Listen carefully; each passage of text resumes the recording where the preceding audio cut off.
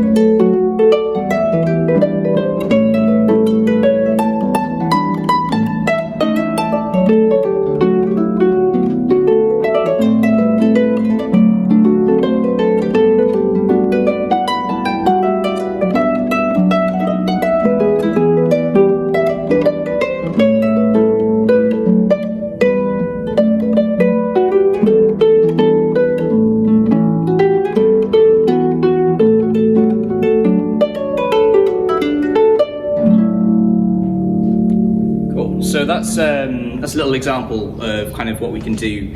With this this piece. This piece, Coquette, is it's from the sort of the French gypsy jazz repertoire that I play quite a lot of. And the good thing about this kind of music is it's mostly pre-bebop. So what that means for the harp is it's not too difficult with our levers and our pedals, which is really, really useful. So firstly, jazz standard. What is a jazz standard? Can anyone tell me? What's the definition of the word jazz standard? Not sure? So jazz standard is a piece we have in the repertoire that is a regular choice, I guess, in people's programs. A bit like in the harp world, we regularly choose to play pieces like 4A Impromptu, for example. You could say that that's a harp classical standard. And we have a thing called the Real Book of Jazz, which is this book of 1,200, 1,300 tunes, really, really big, thick thing. And these are all pieces that we all regularly choose to play.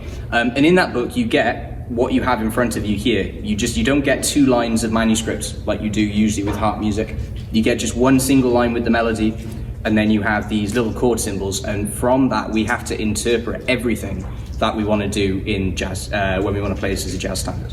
So the first thing I've done is I've made some slight alterations for this for the sake of the lever harp. So we're going to turn over to the second page, which is the simplified tune for lever harp. All I've done with this is I've taken out a couple of the lever changes to make it a bit easier for you right here and right now. Your goal later on should be to play the original version, but we're not going to worry about that too much for now.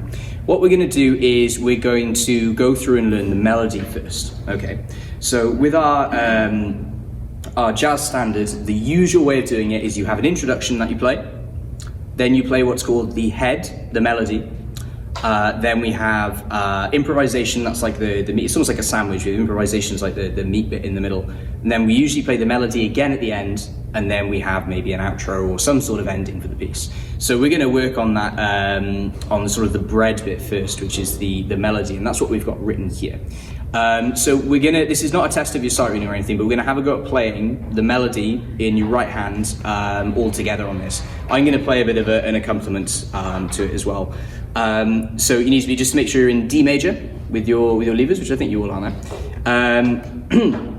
We're gonna play it nice and nice sort of steady speed, sort of like 1, 2, or that sort of speed, okay?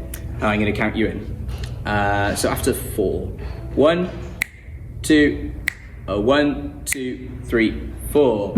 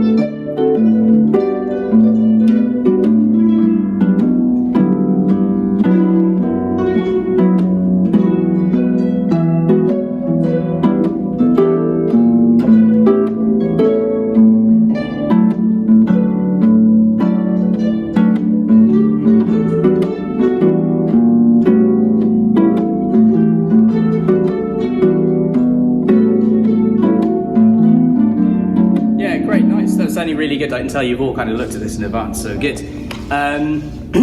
Yeah, so with this piece of music, it's in that sort of early swing style. You're all swinging the melody, which is great already. So you're all obviously kind of familiar with that concept. It's this idea of when we have quavers or eighth notes, instead of playing, we swing them. And if you ever find it difficult to kind of like get that concept, always think of the drummer in a band hitting the ride cymbal, that the whole way through. That's kind of what we want to have going on with this. It's going to be the same when you do your improvisation as well. Now, in the real book of jazz, with any of these jazz standards, when the melody's written out like this, you don't have to play exactly what's there. So if you were to listen to 2 or 3, 4, 5 different versions of this on Spotify or YouTube or whatever, you'd probably hear that many different renditions of the main melody. This is because we don't play exactly what's on the page in the same way that you might do in classical music. And different singers, different instrumentalists will treat that main melody in different ways. So for example, in the first couple of bars, that's exactly what's there, but you might find someone else plays it.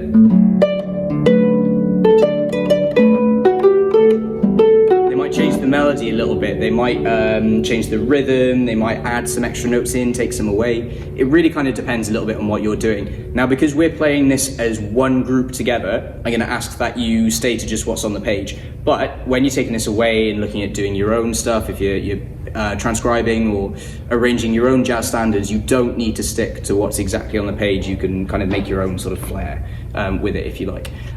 So yeah, we don't actually need to do anything else with the melody. That's all really easy. So we've got already 2/3 of what we need to do done, which is great. Now, of course, we're just playing with our right hand there, so we need to think about what we're going to do with the left hand. Now, if you're playing in a band and with other musicians, then quite often you're going to have people playing in a rhythm section that are going to accompany you. You're going to have a bass, you're going to have maybe a guitar or a piano or something like that. If you're playing on your own, though, you need to add this accompaniment. So how do you go about doing that? Well, there's 2 parts to it. We've got the bass, and then we've got this sort of the middle area of the harp, which we're going to use for chords. Okay, we call this comping in jazz.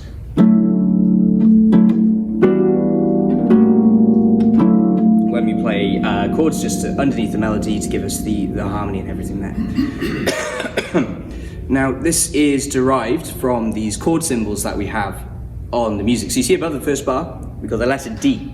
That means a D major chord. D major in jazz, nice and easy. Just exactly the same as it would be in classical music. D, F sharp, A, and D at the top. So that first bar, and the second as well, because we don't have anything else there, you can just play that in your left hand.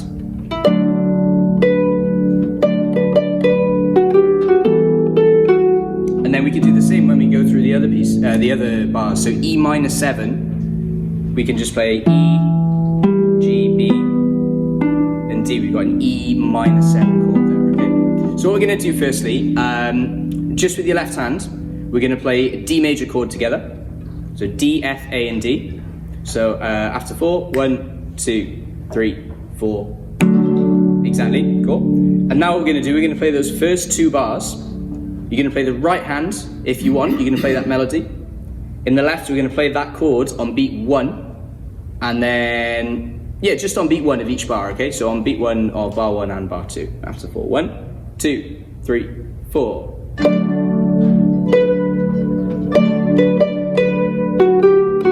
Easy, good. And then, yeah, exactly. So some people have that there already. So E minor 7 is E, G, B, and D. And then A7, anyone know the 7 chords? Yeah, exactly. A, C sharp, E, and G. This 7 chord, the dominant 7 chord, is really important in jazz because it's sometimes people refer to it as the jazz chord because it's half major and minor. So we have a very distinct sound there. So that one's really important. So what we can do is every time we have these bars, these chord symbols there, we can play on beat 1, we can play the corresponding chord. So why don't we go through and do that whole A section now? And that's what you're going to do in the left hand, just on beat 1, and the right hand we're going to play that melody there. Okay, so after 4, 1, 2, 3, 4.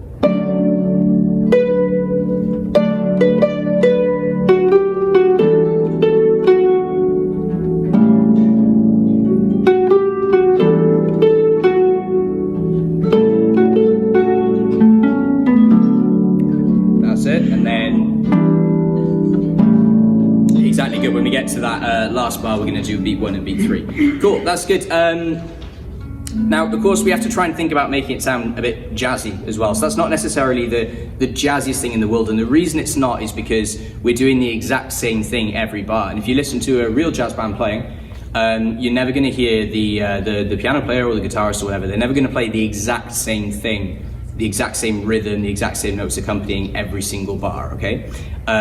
Because it needs to sound more organic than that. It's not like a computer doing the same thing the whole time. So we need to break it up a little bit. So to do that, we're gonna do a bit of a stride pattern, okay? So then we can get a bit of a bass sound in there as well. So now, what we're gonna do on beat 1, we're gonna play the root notes down, and we're gonna play it somewhere low on the harp, okay? Obviously the pedal harp's got a more extended range. On the lever harp, I guess, you're gonna play in that very bottom octave that you've got, and you're going to play that root note. So bar 1 is going to be D, and then you're going to jump up on beat 3, 1, 2, 3, 4, 1, 2, 3, like that, okay? And then bar 3 we move like that.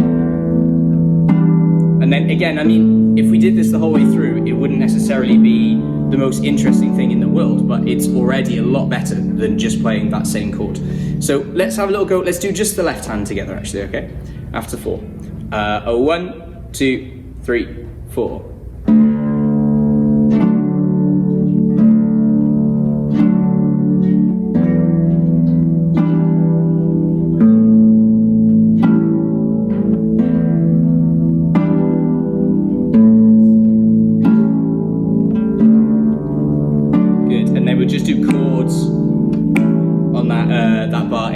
Okay, good, sounding great. Let's try that with the right hand melody then, okay? After 4. If you find that a little bit too tricky, then just choose either to just drop the melody out and just focus on that left hand or whatever. It doesn't really matter too much. So after 4, 1, 2, 3, 4.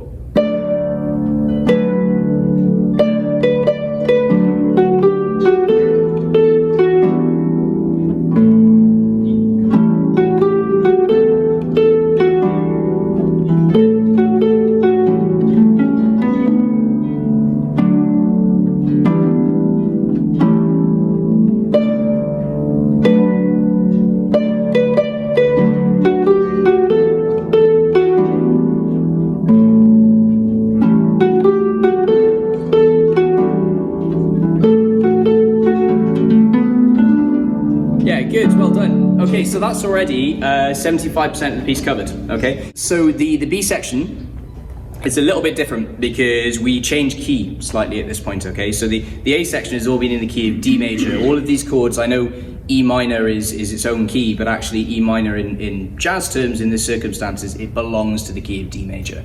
So we don't have to change any pedals, any levers, or anything like that. The B section, we're not quite so lucky in this regard, so we need to think about this a little bit. So what we need to do is, so the pedal harps is fine, we're just gonna change our C to natural, easy.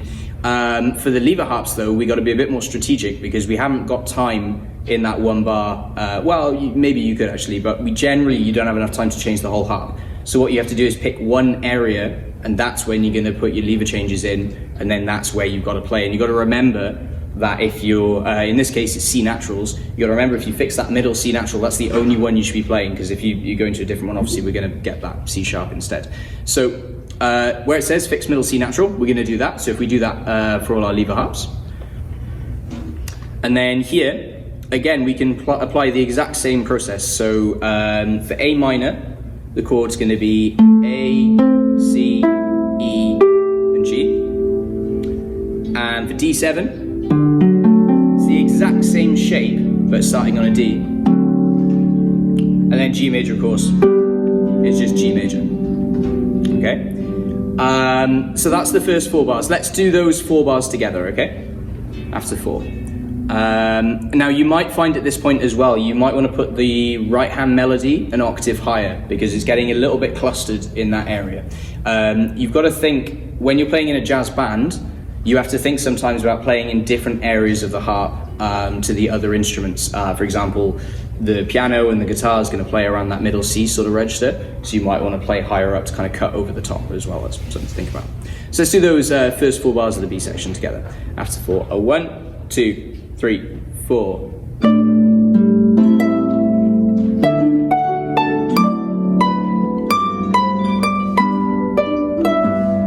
Yeah, good, well done. Now at this point, we're going to need that C sharp back. So what you might have to do is play just like one note in that G chord. You just play like the G at the bottom and leave the chords. Now again, we're playing in a band, so that doesn't matter if you're leaving little bits out because there's other people that will be playing it, so it's going to be covered. When you're playing on your own as a soloist on the harp, you have to plan these things out a lot more, which is one of the frustrating but challenging things about doing jazz on the harp. So yeah, at that point we'll have to change it to sharp. And then the next line, similar sort of stuff. So B minor, then E7.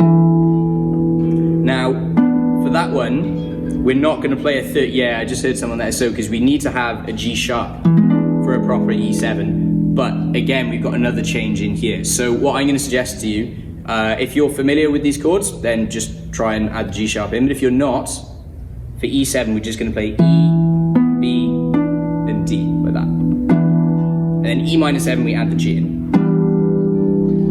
And then E7, like that. Let's try the second half of the B section together then. Okay, after 4. 1, 2, 3, 4.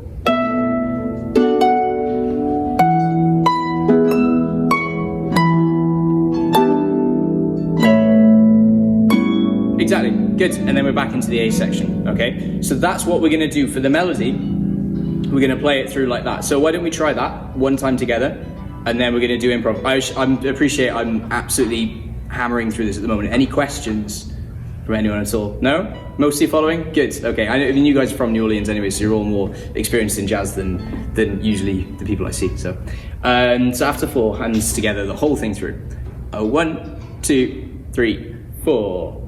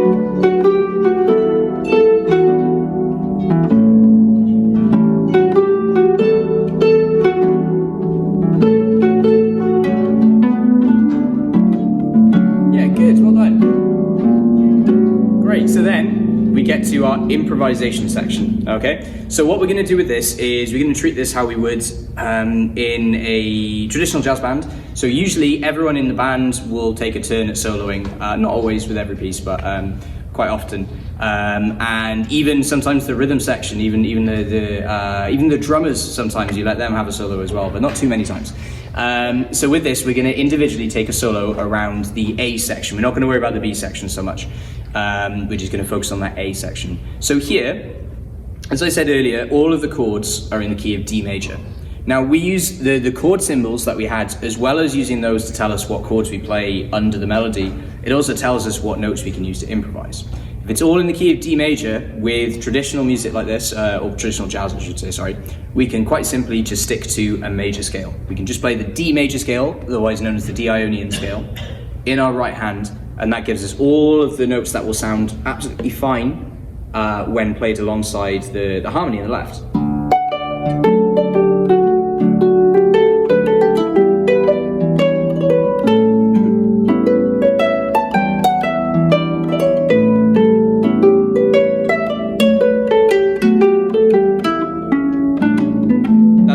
Pedal changes or anything like that. That's just using what we've already got locked in on the harp with our pedals or levers in the key of D major. So what we're going to do is I'm just going to throw you in at the deep end a little bit, and you're just going to have a go at improvising. We're going to do this one at a time. So I'm going to play some sort of vamp underneath as the rhythm section, and we're going to start with Patrice, and then we're going to go around. And Patrice, you're going to improvise over that A section. Okay, and then once you're done, we're going to go on to the next person. You're going to do the same, and we're going to go all the way around like that. Everyone has this little sort of like solo chorus. Okay, one A section or two? Just one A section to keep, because otherwise it'll go on for forever. So yeah, just 8 bars. Okay, so I'll give you a little intro.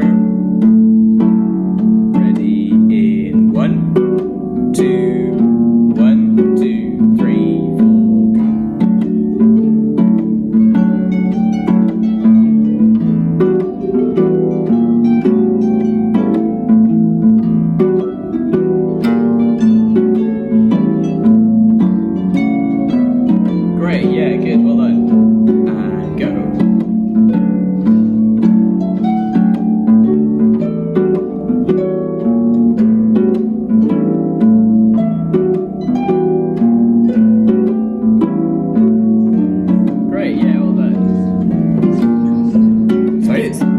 Okay, so yeah, that was all sounding pretty good. You don't actually need, the truth is once you have, well, no one can actually teach you how to improvise at all, because it's spontaneous creativity at that moment in time. All people can do is kind of like give you sort of some hints and tips to make things a little bit more jazzy, which is what I'm going to do now. So, because at the moment we just have that one scale, we just have the notes of D major, which is not, whilst it's fine and it gives us everything we need, it doesn't give us too much to sound interesting. So the first thing is to add some lever changes or pedal changes in there.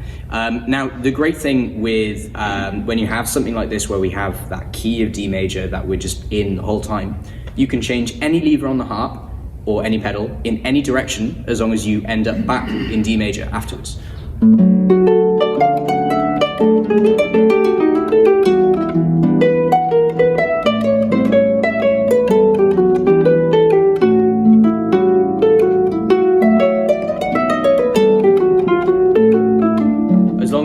Back in that home key, it really doesn't matter what you do. To be most effective, or to be kind of more optimal with it, it can be really nice to do a lever change or a pedal change that lands back on one of those notes from the chord that we're playing. So what I mean by this is, in D major, the most effective chromatic notes will land back on either a D, F sharp, or an A, okay, because we land back on that home key. Okay, like that. Okay, we've got everything to take us back into the key that we're coming from. And it's the same with the E minor 7 as well, landing on one of those 4 notes, and the same with A7. Okay, so that's the very first thing that we can do with this to already make it sound that little bit more jazzy. Why don't we go through and do that quickly? So I want you to add in some lever changes, some pitch slides, and see how that goes. Add in as many or as few as you want. If you want, you could just add in absolutely loads and go mental with it, or you could just go for a few strategic options that kind of give you a little bit of chromatic interest but don't change too much. Cool, yeah, we'll start with trees again, okay? After 4. A 1, 2, a 1, 2, 3, 4.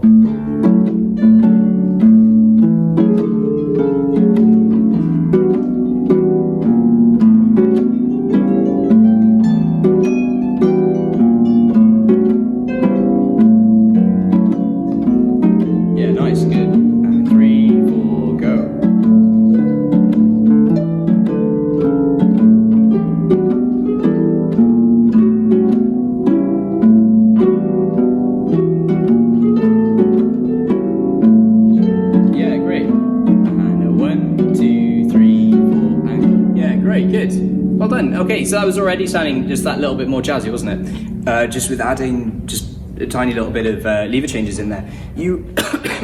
Sorry, I'm not contagious, by the way. I just had this cough for a few weeks. So we're going to do one more thing with the improv, and then we're going to kind of like wrap everything up as sort of a piece we can perform later on. We're going to talk about motifs. Okay, is anyone familiar with that word, motif, in a musical sense? So motif is a small musical idea. It can be anything from a few notes long to kind of a more developed phrase. And their motifs are great. They're a good way to learn changing keys in jazz, which we're not really doing so much of now because we're sticking just in one key of D major. But they're a very useful way to learn how to transpose. They're also a great get out of jail card if you're ever stuck when you're improvising. So the first thing was a few people I heard doing this, they took material from the tune and then started doing a little bit of improv based on the melody that's already there. That's great, okay? And this is an example of motif-based playing. We've taken a motif, which in this case is one that already exists because it's written in the melody, and you're using that to develop your improvisation. So, sorry, we're gonna have a go at doing something slightly different with that, and you're gonna come up with your own motif. So just spend a few seconds, come up with a little phrase that you can play. It needs to be maximum of 6 to 8 notes long, like something very short, and it needs to be noticeable either with the rhythm or with the melodic idea. So just have a little go on your harps, come up with something. And the most important thing with a motif is it needs to be very, very simple, okay? Because you need to be able to remember it, but you also need to be able to muck about with it a little bit. So what's gonna happen is, if I think of one, okay, so this is gonna be my motif. Like that, okay, very simple. It's quite noticeable because it's got a particular rhythm going on, da da da dum, ba da dum, and also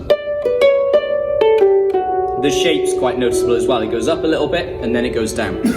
Now what I can do is I can take that motif that I've come up with, I can state it at the start of my improv, and then I can begin to change it, okay? I can keep the rhythm and change the notes. I could keep the notes and change the rhythm. Or I can kind of do anything. And the important thing is, though, is that that original motif you played at the start, you can hear bits of it throughout the improvisation.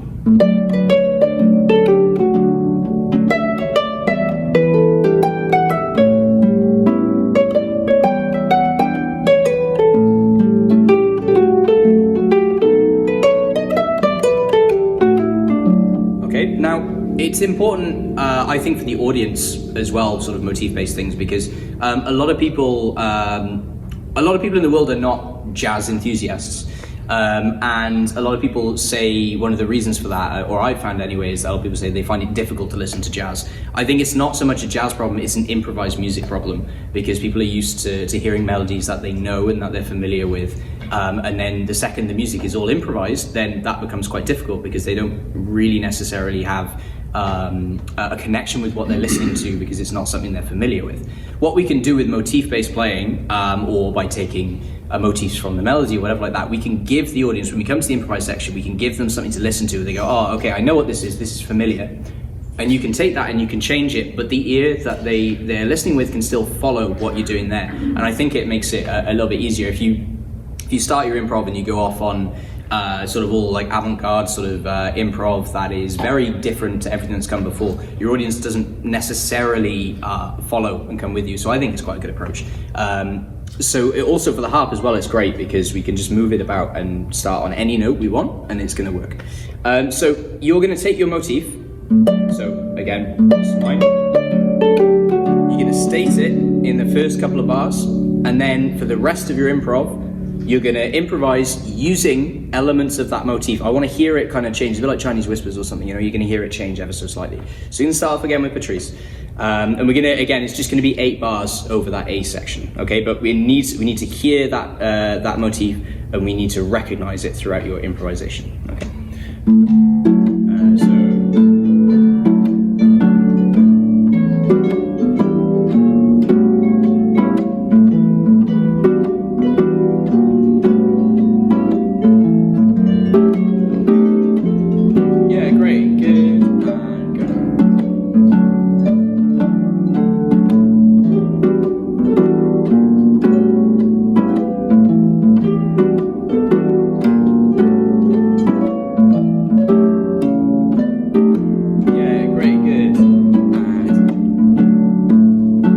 So yeah, we've got a couple of ideas then for our improvisation. It's up to you if you want to just, when we do sort of the performance or whatever, whether you want to just kind of like improv or if you want to try and work on motif-based stuff. But I like I say, I'm a big fan of kind of like that second sort of method really. So we've got our melody, which we play the whole way through. We'll do our improvisation section. We'll do one of those each, just like that. And then we play the melody again at the end. And then we just have like sort of our little finishing touches for this very simple arrangement, which is going to be some sort of introduction and some sort of outro. So there's millions of different things you can do to introduce and then to exit a piece. Lots of them tend to be based a little bit on the style actually of the composition. There's certain things, certain standard ways of doing an introduction, say a bossa nova, which would be very different to something from traditional swing. You can't go, there's a few classics that you can't go wrong with though. For an introduction, you can't go wrong with a good vamp, okay? So I've written on the next page an intro example. Now this is literally just 4 chords.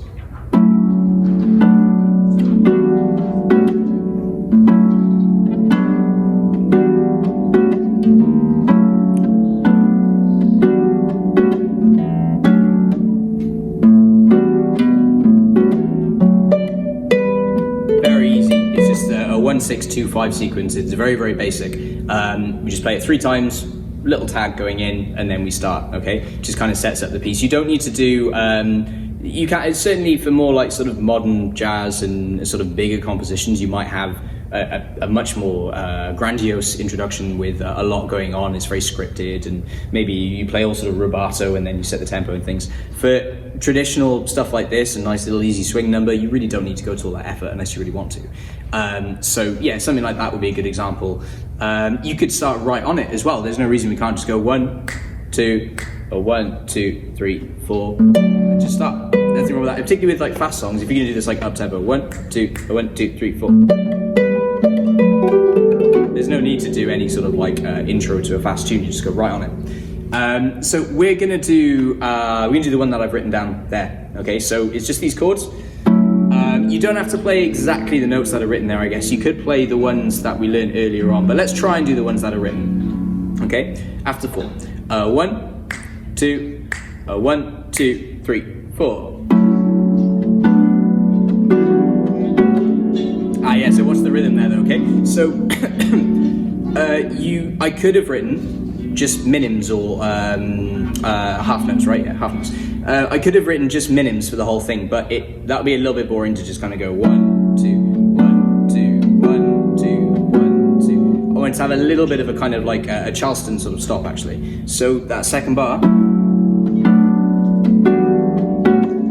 And the damp's important as well. It gives it a little bit of rhythm, a little bit of edge.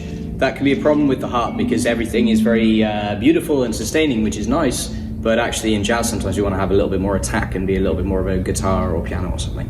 So let's have another go at that after 4. 1, 2, 1, 2, 3, 4.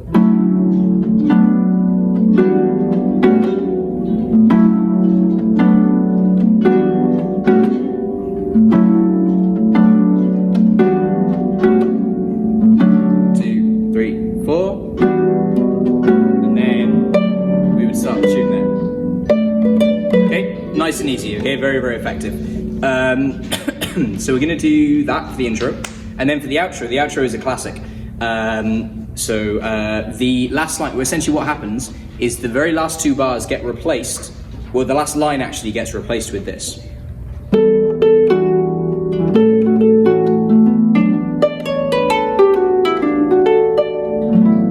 Very classic jazz ending.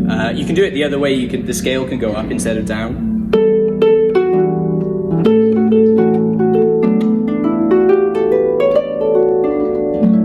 Okay, but we're going to do the one that's marked. With the left hand, don't worry about what I've written in. Just play the same left hand we've been doing the whole way through, okay? Let's have a go at that together, actually. We'll do it a little bit slower. Just those 4 bars, okay?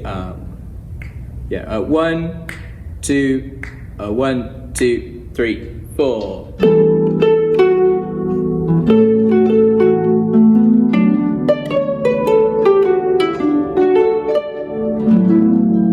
Yeah, exactly, cool. Now the idea with this outro is that it stays at tempo. Some outros will slow down, and that's absolutely fine, but this we need to keep it exactly up tempo if we can, okay?